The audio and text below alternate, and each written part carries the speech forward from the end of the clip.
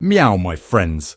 It seems Beijing's cyber ninjas, known as Salt Typhoon, have found a new hobby, eavesdropping on America's phone calls since 2019.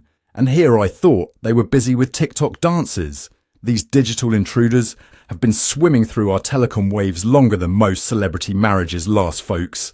They've been snatching up more data than a seagull at a beachside picnic, and they're not picky eaters. T-Mobile, Atant, Verizon, the holy trinity of "can you hear me, meow," have all been on the menu, but apparently the only ones who could really hear us were sitting in Beijing, chopsticks poised to pick up every juicy bit of data. This hack is so big it makes the Titanic look like a rubber ducky in a bathtub. Senator Mark Warner, bless his heart, called this by far the worst telecom hack in our nation's history. Well, Senator, I'm glad you clarified that. I was worried it might just be the second worst hack in history. Phew, he went on to say. The hackers could listen to the calls of specific targets for certain periods of time. Imagine Xi Jinping knowing about your embarrassing drunk texts before you do.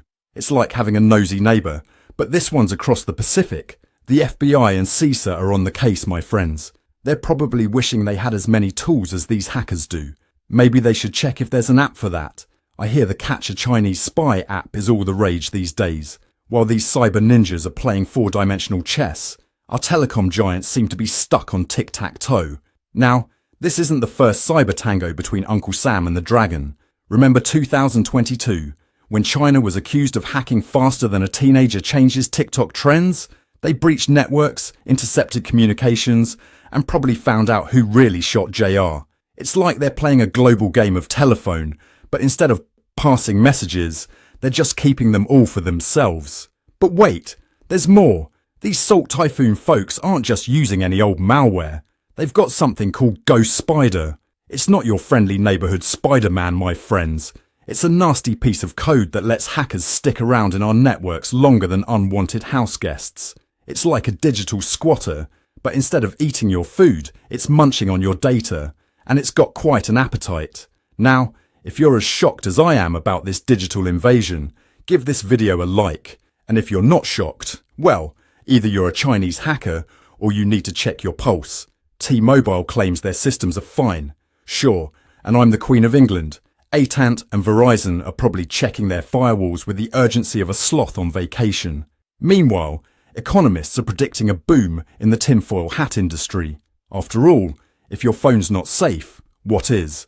This didn't happen overnight, my friends. It's been brewing longer than a hipster's artisanal coffee. Back in October 2023, cybersecurity experts were already warning us about the rising threat from Chinese state-sponsored hacking. But did we listen? Of course not. We were too busy arguing about whether pineapple belongs on pizza. Spoiler alert, it doesn't. These hackers didn't need a skeleton key or a secret knock. They waltzed into our networks like they had a VIP pass to the cyberball. Maybe they thought firewall was just a cool name for a barbecue technique. They've been collecting more metadata than Facebook on a good day. And that's saying something. The potential national security implications are enough to make James Bond shake in his perfectly tailored suit.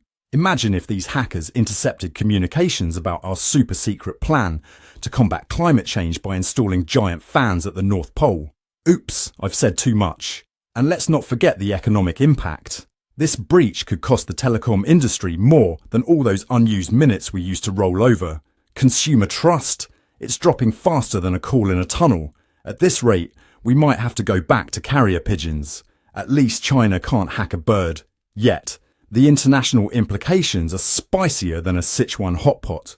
US-China relations were already chillier than a polar bear's toenails, and this isn't exactly going to warm things up. We might need to send our diplomats to couples therapy at this rate. As for the US government's response, they're moving at the speed of a government agency, which is to say, slower than molasses in January. They're probably still trying to figure out how to turn on the cybersecurity software. Maybe they should try turning it off and on again. But seriously, folks, this breach highlights just how critical our telecommunications networks are to national security. These networks are more attractive to state-sponsored hackers than a honeypot to Winnie the Pooh. And let's be honest, attributing these attacks is harder than trying to eat soup with a fork. It's like playing Who's the Spy, but on a global scale, with real-world consequences. In the end, my friends, This whole situation is as absurd as it is serious.